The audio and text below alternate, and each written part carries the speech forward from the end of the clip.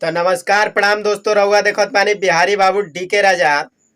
आज हम बात करे वाला बानी पवन सिंह और पवन पांडे के बारे में। तो बने रही पूरा वीडियो में बतावत बानी। और अभी तक हमारा चैनल के सब्सक्राइब नहीं कैले तो सब्सक्राइब कर लीजिए, काहे से कि भोजपुरी के हर खबर आते रहता है। आज हम बता दी रउरा लोग के पवन पांडे और पवन सिंह के पहले ब्रेकिंग न्यूज बाटे कि आज रहलाटे सावन के पहला सोमवारी और दोनों स्टार के गाना आज एकहू ना सावन के रिलीज भइल बाटे।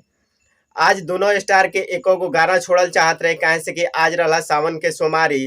तो सबसे ज्यादा आज सर्च कल जाई तो ना पावर स्टार के गाना आइल हटे या ना धुरेंद्र भैया के गाना आइल हटे। ओकरा पहले ब्रेकिंग न्यूज ही बाटे कि आज पावर स्टार फिर से दूगो रिकॉर्ड कैले बाड़े, जौन की पहला गाना बाटे उनकर की आरा कभी हारा नहीं, जना पर 50 मिलियन से ज्यादा व्यू क्रॉस कर गईल। और वही गोदी में लेके जन खोदी ए जीजा जी ओहू गाना पर 50 मिलियन से ज्यादा व्यू क्रॉस कर गईल सिर्फ एक एक चैनल पर। तो ई एगो पावर स्टार के रिकॉर्डे बा। मुद्दा पर बात कल जाए, आज हम बता दी कि खेसारी लाल के मशहूर राइटर पवन पांडे कुछ मीडिया रिपोर्ट के मुताबिक बतावल जाता टे कि पावर स्टार पवन सिंह के साथ में जुड़ गईल बाड़े और एगो सैड सॉन्ग भी लिख के दे देले बाड़े, जौन गाना गवा भी गईल बाटे और कुछ दिन में आवे वाला भी बाटे। आरती न्यूज आज एगो पवन पांडे के इंटरव्यू ले ले है, जौना में बार बार हेर फेर के वही बात पर लेवत रहे हैं।